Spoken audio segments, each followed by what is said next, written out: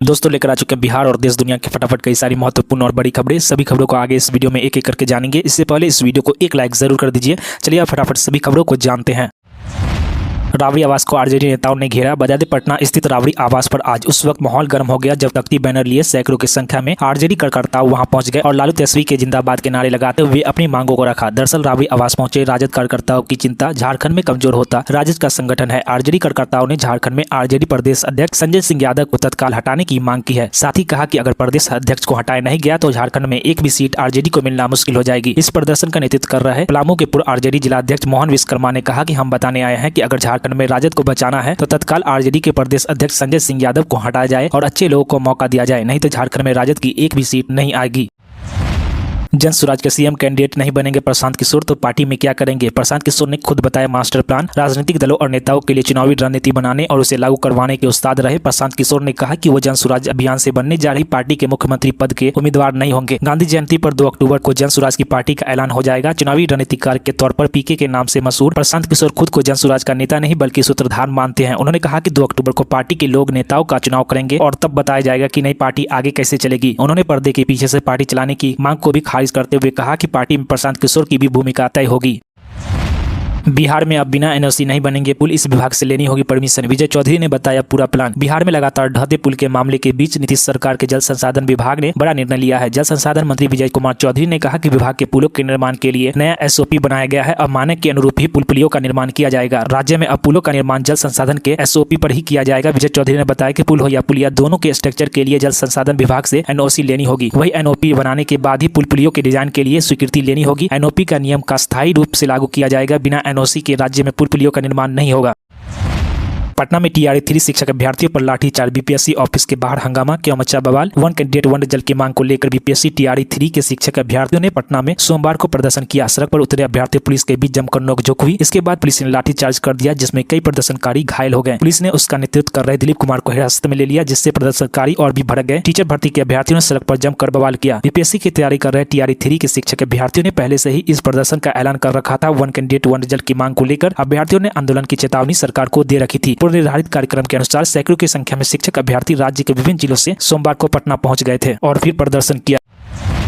तेजस्वी यादव पर ललन सिंह के हमले का रोहिणी आचार्य ने दिया जवाब। अभी हाल ही में केंद्रीय मंत्री और जदयू के नेता ललन सिंह ने बिहार के नेता प्रतिपक्ष तेजस्वी यादव पर निशाना साधते हुए कहा कि उनकी जन्म कुंडली में वो नहीं लिखा है जो वो चाहते हैं। इस पर अब राजद नेता और तेजस्वी यादव की बहन रोहिणी आचार्य ने अपनी प्रतिक्रिया दी है। राजद की लोकसभा चुनाव की पूर्व प्रत्याशी रोहिणी आचार्य ने एक्स पर ट्वीट कर जदयू नेता राजीव रंजन उर्फ ललन सिंह पर पलटवार किया। सोमवार को एक्स पर रोहिणी आचार्य ने लिखा, हंसी आती है वैसे लोगों को दूसरी की कुंडली में क्या लिखा है ये बताते देखकर, जिसकी खुद की कुंडली में तमाम तरह के छेद ही छेद है।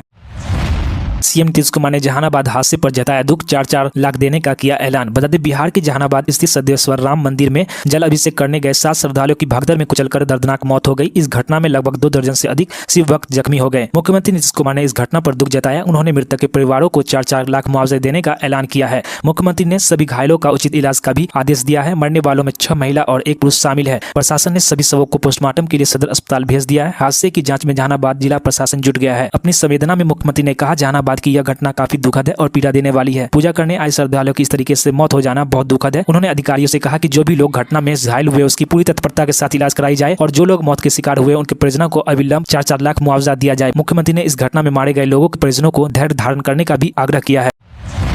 पूरे हफ्ते आते जाते बरसाते रहेंगे बादल। बिहार यूपी में किसकी दिन होगा मूसलाधार बारिश, आईएमडी ने बताया। राष्ट्रीय राजधानी दिल्ली एनसीआर और आसपास के इलाकों में आज भी बादल ने सुबह से ही डेरा डाल रखा है और रह रहकर कभी बूंदाबांदी तो कभी रिमझिम बारिश हो रही है। बता दें कि भारत मौसम विज्ञान विभाग यानी कि आईएमडी ने ताजा बुलेटिन में कहा है कि पूरे हफ्ते इसी तरह मौसम बना रह सकता है और रह रहकर हल्की बारिश भी हो सकती है। एक दिन पहले ही आईएमडी ने राष्ट्रीय राजधानी में सोमवार को गरज के साथ हल्की से मध्यम वर्षा होने का भी अनुमान जताया था। बारिश होने से दिल्ली और आसपास के तापमान में गिरावट दर्ज की गई है। इससे मौसम सुहाना बना हुआ है। हालांकि हल्की बारिश होने की वजह से लोगों को असुविधा भी हो रही है। दिल्ली में सुबह 8:30 बजे न्यूनतम तापमान 24.8 डिग्री सेल्सियस दर्ज किया गया और सापेक्षिक आर्द्रता का स्तर 100% तक रहा। बिहार में ऑस्ट्रेलिया ने बनाया निवेश का मन। सोलर सेक्टर में दिखाई दिलचस्पी, ऊर्जा मंत्री से मिले कॉन्सुलेट जनरल। बिहार में सोलर ऊर्जा क्षेत्र में संभावनाओं को देखते हुए ऑस्ट्रेलिया में निवेश की इच्छा जताई है। सोमवार को ऊर्जा भवन में सूबे के ऊर्जा योजना एवं विकास मंत्री विजेंद्र प्रसाद यादव से मुलाकात के दौरान कोलकाता स्थित ऑस्ट्रेलियाई कॉन्सुलेट जनरल ह्यू बॉयलन ने यह इच्छा प्रकट की है। मुलाकात के दौरान कॉन्सुलेट जनरल ने आश्वासन दिया है कि ऑस्ट्रेलियाई कंपनी जल्द ही बिहार का दौरा करेगी और सौर ऊर्जा के क्षेत्र में निवेश की बात को आगे बढ़ाएगी। बॉयलन 2 दिन के बिहार दौरे पर है। इस दौरान ऊर्जा मंत्री ने उन्हें नवीकरणीय ऊर्जा के क्षेत्र में किए जा रहे कार्यों की जानकारी दी। तमसा नदी की धार में फंसे 69 लोग, मची चीख पुकार, देवदूत बनकर आए एसएसबी जवान और यूं बचा ली जान। बता दें कि बिहार की पश्चिम चंपारण में वाल्मीकि नगर स्थित भारत नेपाल सीमा पर सीमा सुरक्षा में तैनात एसएसबी और एपीएफ के जवानों ने आदम्य साहस का परिचय दिया है। यह जवान उन 69 श्रद्धालु के लिए देवदूत बनकर आए जो तमसा नदी की तेज धार में फंस गए थे। दरअसल सोमवार को लगभग 5 बजे 69 श्रद्धालु भारत से वाल्मीकि आश्रम दर्शन करने आए थे। दर्शन करने के बाद जब श्रद्धालु वापस लौट रहे थे तब अचानक तमसा नदी में तेज धार बहाव के साथ पानी के स्तर में वृद्धि होने लगी, जिससे कुछ श्रद्धालु नदी में फंस गए और चीख पुकार करने लगे। इसकी सूचना एसएसबी के जवानों और एपीएफ नेपाल के पोस्ट कमांडर को मिली, जिसके बाद उन्होंने बचाव कार्य शुरू कर दिया और उन सभी श्रद्धालु को बचा लिया गया। दरभंगा एम्स पर बड़ा अपडेट। नीतीश सरकार ने 125 एकड़ जमीन केंद्र को सौंपी, जल्द होगा निर्माण। बता दें कि बिहार सरकार ने सोमवार को दरभंगा में अखिल भारतीय आयुर्विज्ञान संस्थान के निर्माण के लिए एकमी शोधन बाईपास पर 150.13 एकड़ जमीन स्वास्थ्य और परिवार कल्याण मंत्री को सौंप दी है। बिहार के अतिरिक्त मुख्य सचिव स्वास्थ्य प्रत्यय अमृत की भूमि हस्ताक्षरण में किसी भी बाधा की अटकलों को खारिज करते हुए कहा, परियोजना के लिए शेष 37.31 एकड़ जमीन अगले हफ्ते ट्रांसफर कर दी जाएगी। आपको बता दें कि पटना के बाद दरभंगा का एम्स राज्य का दूसरा एम्स होगा। सोमवार को भूमि हस्ताक्षरण के कागजात दरभंगा के कार्यकारी निदेशक डॉक्टर माधवन कर को स्वास्थ्य विभाग के विशेष सचिव शशांक शेखर सिन्हा ने सौंप दी है। बता दें कि इस मौके पर स्वास्थ्य विभाग में डॉक्टर माधवन ने कहा कि हम दरभंगा एम्स परियोजना के लिए 200 एकड़ से अधिक भूमि चाहते थे ताकि पूरी परियोजना का निर्माण एक ही बार में किया जा सके। चेक से लेता हूं, चेक से देता हूं, जनसुराज के चंदे का हिसाब देंगे प्रशांत किशोर। बोले सारा पैसा व्हाइट है, किसी भी तरह का इसमें कोई भी ब्लैक मनी नहीं है। दिग्गज चुनाव रणनीतिकार और जनसुराज के संस्थापक प्रशांत किशोर ने दावा किया है कि जनसुराज के 2 साल से चल रहे अभियान पर खर्च हुआ सारा पैसा सफेद धन है, क्योंकि वो सिर्फ चेक से चंदा लेते हैं और चेक से ही बिल और सैलरी का भुगतान करते हैं। उन्होंने ऐलान किया कि अभियान के बाद वो सारे चंदों का हिसाब जारी करेंगे, जिससे पता चल जाएगा कि किसने कितना पैसा दिया और कहाँ खर्च हुआ है। प्रशांत किशोर ने कहा, पिछले 10 सालों में उन्होंने जिन लोगों के साथ काम किया है और जिन लोग उनके साथ काम किए हैं, देश भर में फैले उन सारे लोगों से वो चंदा मांग रहे हैं। उन्होंने कहा कि जनसुराज के उम्मीदवारों को वो दूसरे दलों से प्रचार संगठन और पैसे में कमजोर नहीं पड़ने देंगे।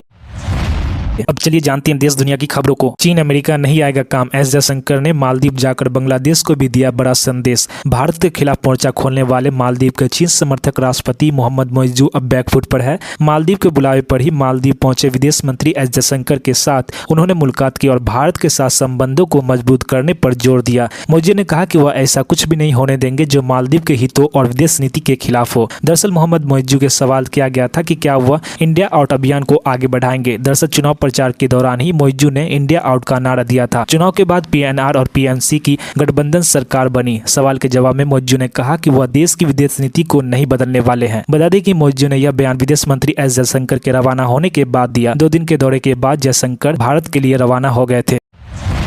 मुझे जेल से निकाला जाए, सुप्रीम कोर्ट में बोले केजरीवाल। सीजीआई ने कहा ईमेल करिए। कथित शराब घोटाले में अपने डिप्टी को मिले राहत के बाद दिल्ली के मुख्यमंत्री अरविंद केजरीवाल ने जमानत के लिए सुप्रीम कोर्ट का दरवाजा खटखटाया है। केजरीवाल ने सीबीआई केस में अपनी गिरफ्तारी को चुनौती देने के साथ जमानत के लिए याचिका दायर की है। आम आदमी पार्टी के राष्ट्रीय संयोजक को मनी लॉन्ड्रिंग केस में पहले ही सर्वोच्च अदालत से अंतरिम जमानत मिल चुकी है। केजरीवाल ने दिल्ली हाईकोर्ट के 5 अगस्त के फैसले को चुनौती दी है। हाईकोर्ट ने कहा था कि न तो केजरीवाल की गिरफ्तारी अवैध है और न ही बिना कारण है। महाराष्ट्र से हरियाणा तक मंथन तेज, भाजपा ऐसी सीटों पर पहले ही उतारेगी कैंडिडेट। बता दें कि महाराष्ट्र हरियाणा में अक्टूबर में विधानसभा चुनाव होने वाले हैं। इसके अलावा जम्मू कश्मीर को लेकर भी तैयारियां तेज है। चुनावी आयोग और होम मिनिस्ट्री के बीच सुरक्षा के हालातों को लेकर समीक्षा चल रही है। इसके बाद माना जा रहा है कि हरियाणा और महाराष्ट्र के साथ ही कश्मीर में भी चुनाव का ऐलान हो सकता है। इस बीच भाजपा में तीनों ही राज्यों में चुनाव की तैयारियां तेज कर दी गई है। यहाँ तक कि झारखंड में भी पार्टी सक्रिय है, जहाँ दिसंबर तक चुनाव प्रस्तावित है। भाजपा में प्रत्याशियों के चयन के लिए बैठकें भी शुरू हो चुकी है। महाराष्ट्र में रविवार को प्रदेश कार्यकारिणी की चुनावी मीटिंग थी। इसमें संगठन महामंत्री शिव प्रकाश की मौजूद थे। सबसे खतरनाक करवा जहरीला, राहुल गांधी पर क्यों इस तरह भड़की कंगना रनौत। हिमाचल प्रदेश की मंडी से सांसद कंगना रनौत ने अडानी समूह और सेबी पर लगाए गए हिंडनबर्ग के आरोपों को लेकर कांग्रेस नेता राहुल गांधी पर जोरदार हमला किया है। कंगना रनौत ने लोकसभा में नेता विपक्ष को सबसे खतरनाक, करवा जहरीला और विनाशक व्यक्ति कह डाला। कुछ महीने पहले ही बॉलीवुड से राजनीति में आई कंगना ने आरोप लगाया कि राहुल गांधी देश की सुरक्षा और अर्थव्यवस्था को अस्थिर करने के लिए हर प्रयास कर रहे हैं। कंगना की यह टिप्पणी राहुल गांधी की ओर से सरकार पर किए गए ताजे हमले के जवाब में आई है। तो दोस्तों इसके साथ ही खबर समाप्त होती है। और भी ऐसी खबरों के लिए इस वीडियो को एक लाइक जरूर कर दीजिए। तो मिलते हैं नेक्स्ट खबरों में, तब तक के लिए जय हिंद।